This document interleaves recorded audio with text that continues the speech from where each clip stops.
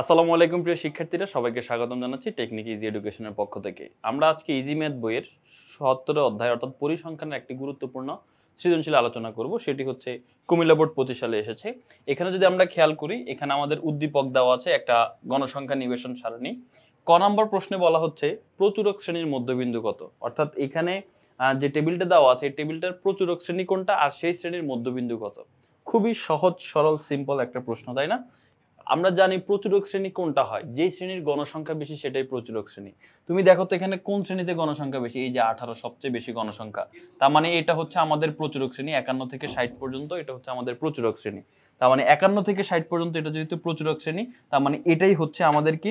এটা হচ্ছে আমাদের প্রচুরক শ্রেণী আমরা বলবো। যেহেতু এখানে সবচেয়ে বেশি গণসংখ্যা, তাই 51 থেকে 60 পর্যন্ত এই শ্রেণীটাকে আমরা প্রচুরক শ্রেণী বলবো। এখন প্রচুরক শ্রেণী নির্ণয় করতে বলা নাই, বলছে প্রচুরক শ্রেণীর মধ্যবিন্দুটা নির্ণয় করতে। মধ্যবিন্দু কোনটা? এই দুইটা নিম্নসীমা আর উচ্চসীমা, এই দুইটাকে যোগ করে 2 দিয়ে ভাগ। 51 আর 60 কে যোগ করে 2 দিয়ে ভাগ করে দিতে হবে। এই যে 51 আর 60 যোগ করে 2 দিয়ে ভাগ 55.5, এটাই হচ্ছে মধ্যবিন্দু। অর্থাৎ মধ্যবিন্দুর সূত্র হচ্ছে শ্রেণীর নিম্নসীমা যোগ উচ্চসীমা ভাগ 2 বা উচ্চসীমা যোগ নিম্নসীমা ভাগ 2। এটাই হচ্ছে আমাদেরকে মধ্যবিন্দুর সূত্র। তো প্রচুরক শ্রেণী এটা, আর এটার মধ্যবিন্দু হচ্ছে এই দুইটা যোগ করে 2 দিয়ে ভাগ। আশা করি সবাই বুঝতে পেরেছো। এখন আসো, প্রদত্ত সারণী হতে সংক্ষিপ্ত পদ্ধতিতে গড় নির্ণয় করো। সংক্ষিপ্ত পদ্ধতির গড় খুবই গুরুত্বপূর্ণ একটা সৃজনশীল প্রশ্নের মধ্যে আসার মতো একটা প্রশ্ন। কারণ এটা তুমি দেখবা প্রত্যেকটা বছরই 10টা বোর্ড এখন পর্যন্ত আছে। 10টা বোর্ডের মধ্যে মিনিমাম 5-6টা বোর্ডের মধ্যে আসেই, ঠিক আছে, আরো বেশি 6-7টা বোর্ডের মধ্যেই এই সংক্ষিপ্ত পদ্ধতির এটাকে বলা হয় গড় নির্ণয়টা চলে আসে। তো চলো আমরা এখানে এখন সংক্ষিপ্ত পদ্ধতির গড় নির্ণয় করব। সংক্ষিপ্ত পদ্ধতির গড় নির্ণয় করতে হলে আমাদের এই যে দুইটা কলাম আছে, মানে দুইটা মান দেওয়া আছে শ্রেণীব্যাপ্তি আর গণসংখ্যা, এই দুইটার হেল্প নিয়ে আমরা একটা টেবিল বানাবো। সেই টেবিল থেকে সংক্ষিপ্ত পদ্ধতির গড় নির্ণয় করব। তো এখানে আমাদের দেওয়া আছে শ্রেণীব্যাপ্তি আর গণসংখ্যা। তো সংক্ষিপ্ত পদ্ধতির গড় যদি আমরা নির্ণয় করতে যাই, তাহলে সেই ক্ষেত্রে আমাদের 5টা কলাম করা লাগে। এই যে দেখো এখানে কয়টা কলাম আছে? 5টা কলাম আছে। এই 5টা কলাম ব্যবহার করে আমাদের সংক্ষিপ্ত পদ্ধতির গড় নির্ণয় করতে হবে। তো 5টা কলাম কি কি? 5টা কলাম হচ্ছে, এখানে যদি খেয়াল করো, এই যে শ্রেণীব্যাপ্তি, শ্রেণীর মধ্যমান, গণসংখ্যা, ধাপ বিচ্যুতি আর গণসংখ্যা ইনটু ধাপ বিচ্যুতি। ঠিক আছে? তাহলে এই 5টা কলাম দিয়ে হচ্ছে আমরা কি করব? আমাদের হচ্ছে সংক্ষিপ্ত পদ্ধতির গড় নির্ণয় করব। তো প্রথমে শ্রেণীব্যাপ্তি প্রশ্ন যেটা দেওয়া আছে সেটা লিখে ফেলবো, গণসংখ্যা প্রশ্ন যেটা দেওয়া আছে সেটা দিয়ে ফেলবো, আর গণসংখ্যাকে এফআই দ্বারা প্রকাশ করা হয়। এরপর তোমার প্রধান কাজ হচ্ছে শ্রেণীর মধ্যমান এক্সআই যেটা, সেটাকে নির্ণয় করা। তো মধ্যমান কিভাবে নির্ণয় করে কতই আমরা দেখে ফেলেছি। এই যে নিম্নসীমা আর উচ্চসীমা দুটাকে যোগ করে 2 দিয়ে ভাগ। 30 আর 21 যোগ করলে হয় 51, 51কে 2 দিয়ে ভাগ করলে হয় 25.5। 31 আর 40 যোগ করলে হয় 71, 71কে 2 দিয়ে ভাগ করলে 35.5। 41 আর 50 যোগ করলে হয় 91, 91কে 2 দিয়ে ভাগ করলে 45.5। এইভাবে সবগুলা মধ্যমান বের করে ফেলবো। তারপরে এর পরের কাজটা হচ্ছে, মধ্যমান বের করার পরের কাজটাই হচ্ছে আনুমানিকভাবে তুমি আগে একটা গড় ধরে নিবা। অর্থাৎ গড় তো একটা আসবে, বাট তুমি আগে আনুমানিক একটা গড় ধরে নিবা। সেই গড়টা আনুমানিক কিভাবে ধরবা? এই শ্রেণীর মধ্যমান থেকে যে কোনো একটা মানকে ধরতে হবে। তো নরমালি যে কোনো মানকে ধরলেই হয়, তবে এখানে বেশিরভাগ ক্ষেত্রে চেষ্টা করব আমরা মাঝখান বরাবর যে মানটা আছে সেটাকে ধরতে, কারণ মাঝখান বরাবর গণসংখ্যা সবচেয়ে বেশি থাকে। এই মাঝখান বরাবর একটা মানকে ধরা হয় নরমালি। সো দেখো এখানে মাঝখান বরাবর, মাঝখানে আছে কি? এই যে এটা হচ্ছে মাঝখান বরাবর একটা মান, কারণ এর উপরে 2 ঘর নিচে 2 ঘর, এটা হচ্ছে মাঝখান বরাবর। আবার তুমি চাইলে পরের ঘরকেও ধরতে পারো। অনেকে করে কি, যে ঘরে গণসংখ্যা সবচেয়ে বেশি সেই ঘর বরাবর যে মধ্যমানটা সেটাকে এ ধরে। তো তুমি এটা চাইলেও ধরতে পারো, কোনো প্রবলেম হবে না। অ্যান্সার অলমোস্ট 19-20 হবে, কাছাকাছি হবে, এতে কোনো প্রবলেম হবে না। তাহলে আশা করি বুঝতে পেরেছো। এটা এ ধরবো আমরা কেন? আনুমানিক গড় যেটা, সেটাকে এ দিয়ে প্রকাশ করা হয়। তাহলে আনুমানিক গড় আমরা শ্রেণীর মধ্যমানের যে মাঝখান বরাবর যে ঘরটা আছে সেটার মানকে ধরবো আমরা আনুমানিক গড়, এবং এটা আনুমানিক গড়কে বা অনুমিত গড়কে প্রকাশ করা হয় এ দ্বারা। তাহলে এর মান আমরা পেয়ে গেছি কত? 45.5। আচ্ছা, তাহলে এটা গেল। এর পরের কাজ হচ্ছে তোমার ধাপ বিচ্যুতি যেটা, সেটা বের করা। এটাকে প্রকাশ করা হয় ইউআই দ্বারা। এটা সূত্রের মাধ্যমে বের করতে পারো, আবার তুমি চাইলে সূত্র ছাড়াও বের করতে পারো। আমরা দুইটা পদ্ধতি দেখব। সূত্রের মাধ্যমে বের করার নিয়ম হচ্ছে, এই যে সূত্রটা বলা আছে xi - a divided by h। এখন xi a বুঝছি, xi মানে এই যে এটা, a মানে কি এই যে এইটা, কিন্তু h কি ভাই? h হচ্ছে শ্রেণী ব্যবধান। শ্রেণী ব্যবধানকে h দ্বারা প্রকাশ করা হয়। আর শ্রেণী ব্যবধান বের করার নিয়ম হচ্ছে যে কোনো শ্রেণীর নিম্নসীমা থেকে তার আগের শ্রেণীর নিম্নসীমা বিয়োগ করে দিবা। 31 থেকে 21 বিয়োগ করলে কত হয়? 10। তার মানে শ্রেণী ব্যবধান 10। এই যে তুমি 61 থেকে 51 বিয়োগ করো, তাও 10, শ্রেণী ব্যবধান 10, এইচ এর মান কি হবে 10। তাহলে এইচ এর মান আমরা বুঝতে পেরেছি 10। এখানে দুইটা জিনিস ফিক্সড, একটা এইচ এর মান এটা 10 থাকবে সব সময়, আর এ এর মান এটা সব সময় কত থাকবে 45.5 থাকবে। আচ্ছা, এখন প্রথম ঘরের জন্য আমি ধাপ বিচ্যুতি বের করব। এখন প্রথম ঘরের জন্য xi কত বলো তো 25.5, তাহলে xi এর মান হচ্ছে 25.5। এখন 25.5 থেকে 45.5 বিয়োগ করলে কত হয় -20, -20 কে 10 দিয়ে ভাগ করলে কত হয় -2, তার মানে এটার মান হচ্ছে -2। আবার ঠিক পরের ঘরের জন্য করো, পরের ঘরে xi কত 35.5, এটা 35.5, 35.5 থেকে 45.5 বিয়োগ করলে -10, -10 কে +10 দিয়ে ভাগ করলে হবে -1, এই যে -1। এভাবে বাকি মানগুলো তুমি বসাই ফেলবা। তাহলে আশা করি বুঝতে পেরেছো যে কিভাবে হচ্ছে আমরা এই ধাপ বিচ্যুতির সূত্র ব্যবহার করে করতে পারি। এখন আসো সূত্র ছাড়া কিভাবে করব। সূত্র ছাড়া করতে হলে তুমি এই যে এ ধরছো, যে ঘরকে আনুমানিক গড় ধরছো, সেই ঘর বরাবর ধাপ বিচ্যুতি 0 ধরে নিবা, 0। তার মানে 0 আমরা কোনটা ধরবো, যে ঘরে আমরা এই ধরছি আনুমানিক গড়, সেই ঘরটা হবে 0। আর উপরের দিকের মানগুলো হবে -1, -2, আর নিচের দিকের মানগুলো হবে +1, +2, আরো থাকলে +3, +4। প্লাস চিহ্ন দেওয়া লাগে না, না দেখলে বলা হয় প্লাস। এখন বলো তুমি কি সূত্র ব্যবহার করে করবা না এভাবে করবা? আমি জানি তুমি খুবই ভদ্র মানুষ, তুমি সূত্র ব্যবহার করে করবা। এখন আসো পরের ঘরটা আমরা আসি। পরের ঘরে বলা হচ্ছে গণসংখ্যা ইনটু ধাপ বিচ্যুতি, অর্থাৎ গণসংখ্যার ধাপ বিচ্যুতিকে গুণ করে গুণফলগুলো এখানে বসাইতে হবে। এই যে দেখো গণসংখ্যা মানে fi, ধাপ বিচ্যুতি মানে ui, মানে এই যে এই fi আর ui গুণ করব। এই যে দেখো 8 আর -2 গুণ করলে -16, 12 আর -1 গুণ করলে -12, 15 সাথে 0 গুণ করলে 0, 18 সাথে 1 গুণ করলে 18, 7 সাথে 2 গুণ করলে 14। শেষ। আমরা এখানে সুন্দরভাবে কি বের করে ফেললাম, আমাদের হচ্ছে এই গুণফলগুলো আমরা এখানে লিখে ফেললাম। এবার পরবর্তী টেবিলের আরো একটা কাজ আছে, সেটা কি, এই টেবিলের আরেকটা কাজ হচ্ছে এই সবগুলো গণসংখ্যা যোগ করে দিবা। এখানে যদি আমি এই সবগুলো যোগ করি তাহলে কত হয় 60, n এর মান 60 হয়ে গেছে। এখন কেন n, এই গণসংখ্যা সব যোগ করলে সেটাকে বলা হয় মোট গণসংখ্যা, আর মোট গণসংখ্যার মান আমরা 60 পাইছি, তার মানে মোট গণসংখ্যা 60। আর মোট গণসংখ্যাকে প্রকাশ করা হয় n দ্বারা, ছোট হাতের n দ্বারা, তার মানে n এর মান 60। আরেকটা যোগ করতে হবে, সেটা হচ্ছে এই fi ui এর যতগুলো মান আছে এগুলো যোগ করে ফেলবো। কিভাবে, ক্যালকুলেটর নিবা, বসাবা -16, -12, +0, +18, +14, বসাই তারপর ইকুয়ালি ক্লিক করবা, দেখবা 4 আসে শুধু, তার মানে এই সবগুলোর যোগফল হচ্ছে 4। এগুলো কিসের মান, এগুলো fi ui এর মান। তো এই fi ui এর যোগফল বোঝানোর জন্য এই fi ui এর আগে একটা সামেশন চিহ্ন দেওয়া হয়, এই চিহ্নকে বলা হয় summation. Summation of fi ui মানে fi ui এর সবগুলোর যোগফল কত 4। আচ্ছা বুঝলাম, তাহলে সামেশন অফ fi ui এটার মান আমরা পেয়ে গেছি 4। তো 4 পাওয়ার পরে এখন আমরা সূত্র লিখব। দেখো সংক্ষিপ্ত পদ্ধতির গড়ের সূত্র, সূত্রটা কি, সূত্রটা হচ্ছে x বার, এটাকে x বার দিয়ে প্রকাশ করা হয় গড়কে, a plus summation of fi ui divided by n into h। এখন a এর মান কত, এর মান 45.5, সামেশন অফ fi ui এর মান কত 4, এই যে 4 বসাই দিলাম, n এর মান কত 60, এই যে নিচে 60, আর h এর মান কত 10, এই যে কোনো শ্রেণীর নিম্ন সীমা থেকে আগেরটা বিয়োগ করলে h এর মান 10 চলে আসে, 10। এগুলো সাইডেও লিখে রাখবা তুমি।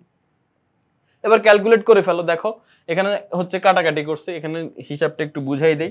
এখানে কি করছে, এখানে কাটাকাটি করছে, কেমনে কাটাকাটি করছে, যে দেখো 10 একে 10, 6 10 60, এরপরে আবার এই 6 আর 4 কাটা যায়, 2 দুগুণে 4, 3 দুগুণে 6, তাহলে উপরে 2 থাকে নিচে 3 থাকে, এই যে 2/3। এবার 2/3 ক্যালকুলেট করো কত হয়, তার সাথে 45.5 যোগ করো, দেখবো 46.17 আসে, তার মানে নির্ণয় গড় 46.17। তাহলে আমাদের খ নম্বর প্রশ্ন সমাধান হয়ে গেল। এটা কিন্তু সংক্ষিপ্ত পদ্ধতির গড়, খুবই খুবই গুরুত্বপূর্ণ। তুমি কোন বোর্ডের আমি জানি না, তুমি যেই বোর্ডেরই হও না কেন 99.99% শিওর থাকো তোমার পরীক্ষাটা আসতে পারে। ইভেন তোমার বোর্ডে গত বছরও যদি এই প্রশ্ন এসে থাকে, তোমার বছরেও এই প্রশ্ন আসার সম্ভাবনা আছে। ঠিক আছে, এমন না যে গত বছর তো আসছে ভাইয়া এই বছর তো মনে হয় আসবে না, না এই বছরও আসবে। তো সংক্ষিপ্ত পদ্ধতির গড় খুবই গুরুত্বপূর্ণ। ঠিক আছে, আচ্ছা এর পরবর্তীতে আমরা আসি গ নাম্বার প্রশ্নে। গ নাম্বার প্রশ্নে কি বলা আছে, এই টেবিলটা থেকেই আমাদের বলা হচ্ছে অজীব রেখা অঙ্কন করো। ঠিক আছে, উপাত্তের অজীব রেখা বা অজীব অঙ্কন করো। তো অজীব রেখা আমাদের অঙ্কন করতে হবে, তো এই টেবিলটা নিয়েই আমাদের অজীব রেখা অঙ্কন করতে হবে। তো অজীব রেখা অঙ্কন করতে গেলেও আমাদের একটা কলাম এক্সট্রা লাগে, সেই কলামটার নাম হচ্ছে ক্রমযোজিত গণসংখ্যা। তো আমাদের যে কলাম মানগুলো দেওয়া আছে সেগুলো আমরা লিখলাম 8 12 15 18, এগুলো ঠিকঠাক লিখলাম, তবে এক্সট্রা একটা কলাম করলাম যেটার নাম হচ্ছে ক্রমযোজিত গণসংখ্যা। এটা কত দেখো, প্রথমে গণসংখ্যা 8 হলে ক্রমযোজিত গণসংখ্যা 8, এরপর কোনাকুনি যোগ, 8 এর সাথে 12 যোগ করবা কত হবে 20, 20 এর সাথে 15 যোগ করবা কত হবে 35, 35 এর সাথে 18 যোগ করলে কত হবে 53, 53 এর সাথে 7 যোগ করবা কত হবে 60। কোনাকুনি যোগ করতে হয়, ঠিক আছে? 18 এর সাথে 12, এই 8 এর সাথে 12 প্রথমে যেটা থাকবে সেটাই হবে, এরপর কোনাকুনি যোগ, 8 এর সাথে 12 যোগ করবা কত হয় 20, এখানে 20 বসে যাবে, 20 এর সাথে 15 যোগ করবা কত হয় 35, এখানে বসে যাবে, 35 এর সাথে 18 যোগ করবা 53, 53 এর সাথে 7 যোগ করবা 60। তো এটা হচ্ছে আমাদের টেবিল। এবার অজীব রেখায় চলে যাব। তো অজীব রেখা হোক, গ নাম্বার প্রশ্নে 3টা গ্রাফের যে কোনো একটা গ্রাফ আসে, হয় অজীব রেখা, না গণসংখ্যা বহুভুজ আর আয়তলেখ। বেশিরভাগ ক্ষেত্রে অজীব রেখার গণসংখ্যা বহুভুজ আসে। তো আসো আমরা অজীব রেখা অঙ্কন করি।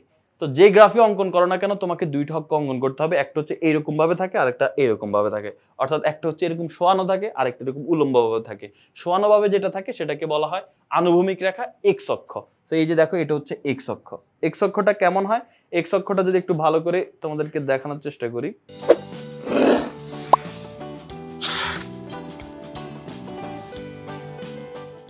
ওকে, এই যে দেখো এক্স অক্ষটা কি হয়, এক্স অক্ষটা হয় এই যে এইরকম একটা দাগ, এটার নাম দিতে হয় এই যেটা হচ্ছে এক্স, আর এই পাশে নাম দিতে হয় এক্স প্রাইম, ঠিক আছে? এক্স এর উপর একটা ফোঁটা দিয়ে দিবা। আবার ওয়াই অক্ষ বরাবর এই যে দেখো এখানে কিন্তু একটা মোটা দাগ দেখতে পাচ্ছ, এটাকে বলা হয় ওয়াই অক্ষ। এখানে উপরে লিখতে হয় ওয়াই, এই যে দেখো ওয়াই, আর নিচে লিখতে হয় ওয়াই প্রাইম, ঠিক আছে?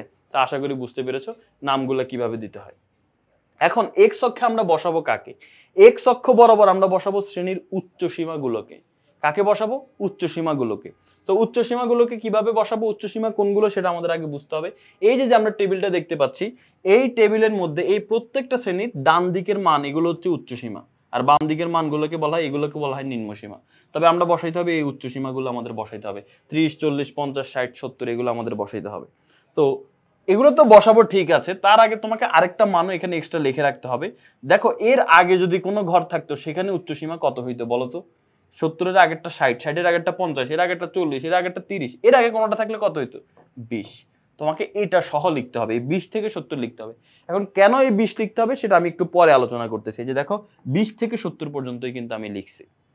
তো প্রথমে 20 লিখলাম, 20 এর পর কত লিখবো, 20 এর পর হচ্ছে 30, 30 লিখবো, কিন্তু এই 30 কয় ঘর পরে, 20 থেকে 30 এর মধ্যে গ্যাপ কত 10, তার মানে কি আমি 10 ঘর পরে 30 লিখবো? না, আমি 5 ঘর পরে 30 লিখে দিব। কেন?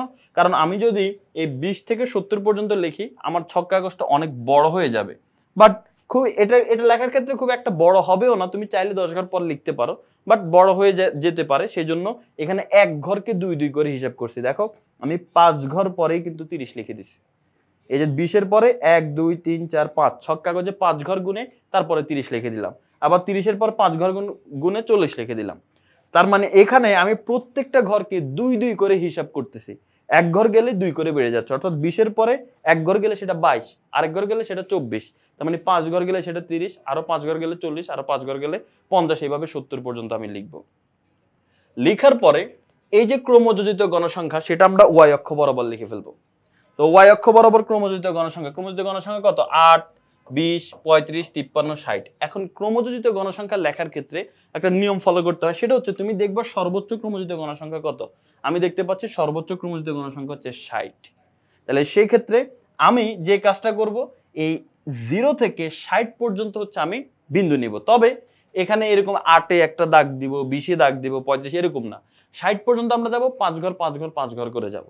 তো দেখো প্রথমে 0, 5 ঘর পরে 5, তার 5 ঘর উপরে 10, 15, 20, 25, 30 এরকম 60 পর্যন্ত যাব। তুমি চাইলে এক ঘরে আরো 65 লিখতে পারো, বাট আমাদের 60 পর্যন্ত লাগবেই। এখন তোমার কাছে মনে হচ্ছে ভাই চিত্র তো খুব লম্বা হয়ে গেছে। হ্যাঁ, আসলে চিত্রটা দেখতে লম্বা লাগতেছে, কিন্তু আমি এইভাবে ড্র করছি। এখন তুমি যদি চাও যে না ভাই আমি এটাকে হচ্ছে আর একটু ছোট করতে চাই, তাহলে কি করব বলো তো? এক ঘরকে 2 করে ধরবো, অর্থাৎ আমরা এখানে 5 5 না লিখে 5 ঘর উঠলে 10 করে লিখবো, 10, 20, 30, 40, 50, 60, এখানে 60 হয়ে যাবে, ঠিক আছে? এরকম আর কি, তোমার ইচ্ছা। তো যাই হোক আমরা যেটা আঁকছি সেটা দিয়ে আমরা বুঝাচ্ছি। এখানে আমরা এইখানে কিন্তু আমরা এক ঘরকে এক এক করেই ধরছি, এখানে আবার এক ঘরকে 2 2 করে ধরছি। এখন যদি আমরা চিত্রটা দেখি, আমরা মানগুলো যদি বসাইতে যাই, এখানে দেখো 20 বরাবর তো কোনো মান নাই, 20 বাদ। এই 30 বরাবর ক্রমযোজিত গণসংখ্যা কত 8, তাহলে দেখো এই 30 বরাবর আমি 8 এ একটা বিন্দু দিব, 8 ঘর উপরে। 40 বরাবর 20, 40 বরাবর 20 ঘর উপরে একটা বিন্দু দিব। 50 বরাবর 35, এই 50 বরাবর 35 একটা বিন্দু দিব। এইভাবে আমরা বাকি বিন্দুগুলা দিয়ে নিব। নেওয়ার পরে এবার তুমি এটাকে এক লাইনে এক হাতে যোগ করার চেষ্টা করবে, স্কেল না ব্যবহার করে হাত দিয়ে যোগ করার চেষ্টা করবো, তবে আঁকা বাঁকা হওয়া যাবে না, অনেক স্মুথ হতে হবে। স্কেল দিয়ে যদি আঁকো কোণাগুলো অনেক বের হয়ে থাকবে, এই অজীব রেখার কোণাগুলো বের না হওয়াটাই ভালো। দেখো এটা কিন্তু স্কেল দিয়ে আঁকা না, দেখছো এখানে বাঁকা আছে, স্কেল দিয়ে কিন্তু এটা আঁকা না। তো এটা কিভাবে আঁকবা, এইভাবে এই হাত দিয়ে এইভাবে অঙ্কন করে ফেলবা, ঠিক আছে। আমার এখানে দেখছো একটু বাঁকা হয়ে গেছে, বাট তুমি যদি খাতার মধ্যে আঁকো পেন্সিল দিয়ে, আশা করি ঠিকঠাক হয়ে যাবে। কয়েকবার প্র্যাকটিস করলেই হয়ে যাবে, কয়েকটা ম্যাথ করলে এরপরে তোমার আর প্রবলেম হবে না। এখন কথা হচ্ছে তাহলে ওই যে 20 এটা কেন নিছি, এটা নিছি আমরা এই যে আমাদের গ্রাফটা এটাকে এই 20 এর সাথে মিলাই দেওয়ার জন্য, এক্স অক্ষের সাথে মিলাই দেওয়ার জন্য মিলাই দিলাম, হয়ে গেল। এখন আসো, এটা হচ্ছে 0, এই যে বিন্দুটা হচ্ছে মূল বিন্দু, এটা হচ্ছে 0। 0 থেকে এখান পর্যন্ত কি আসলে 20টা ঘর আছে? নাই তো, কিন্তু আমরা তো 20 লিখছি, এই জন্য এখানে তুমি এটা কেটে দিতে হবে। এই কেটে দেওয়া মানে হচ্ছে এটার মাঝখানে, এই কাটা অংশের মাঝখানে আরো অনেকগুলো ঘর আছে, তার মানে এখানে টোটাল 20টা ঘর আছে। এটাকে ছেদচিহ্ন বলা হয়, এটাকে তোমার দিতে হবে, তাহলে হয়ে যাবে। আর এক্স অক্ষ বরাবর যে এক্স অক্ষ বরাবর শ্রেণীর উচ্চ সীমা লিখছো সেটা লিখে দিতে হবে, ওয়াই অক্ষ বরাবর ক্রমযুক্ত গণসংখ্যা লিখছো সেটাও লিখে দিতে হবে। আবার তুমি এক্স অক্ষে এক ঘরকে যে 2 একক ধরছো, ওয়াই অক্ষে যে এক ঘরকে এক একক ধরছো, এটা যে এক ঘরকে এক এক করেই ধরছো, আবার এটাকে যে এক ঘরকে 2 2 করে ধরছো, এটা কিন্তু তোমাকে বলে দিতে হবে। সেজন্য নিচে তোমাকে বলে দিতে হবে যে ছক কাগজে এক্স অক্ষ বরাবর প্রতি ঘরকে 2 একক ধরে শ্রেণীর উচ্চ সীমা, আর ওয়াই অক্ষ বরাবর প্রতি বর্গ ঘরকে 1 একক ধরে ক্রমযোজিত গণসংখ্যা, এই যে দেখো ক্রমযোজিত গণসংখ্যা নিয়ে অজীব রেখা আঁকা হয়েছে। কারণ এক্স অক্ষ বরাবর দেখো উচ্চ সীমা ধরছি, আর ওয়াই অক্ষ বরাবর ক্রমযোজিত গণসংখ্যা। তবে এক্স অক্ষে প্রতি বর্গঘরকে 2 একক করে ধরছি, আর ওয়াই অক্ষে প্রতি বর্গঘরকে 1 একক করে ধরে আমরা ক্রমযোজিত গণসংখ্যা, অজীব রেখা, ক্রমযোজিত গণসংখ্যা নিয়ে আমাদের এই রেখাটাকে বলা হয় অজীব রেখা অঙ্কন করা হয়েছে। আবার মূল বিন্দু থেকে এটা 20 বোঝানোর জন্য এখানে ছেদ চিহ্ন ব্যবহার করা হয়েছে বা ভাঙা চিহ্ন ব্যবহার করা হয়েছে, সেটা বলে দিলাম। এর মাধ্যমে আমাদের এই সৃজনশীল প্রশ্নটার সমাধান হয়ে গেল। তো সবাই ভালো থাকো, সুস্থ থাকো, পরবর্তীতে আরেকটা ভিডিওতে দেখা হবে ইনশাআল্লাহ। আল্লাহ হাফেজ।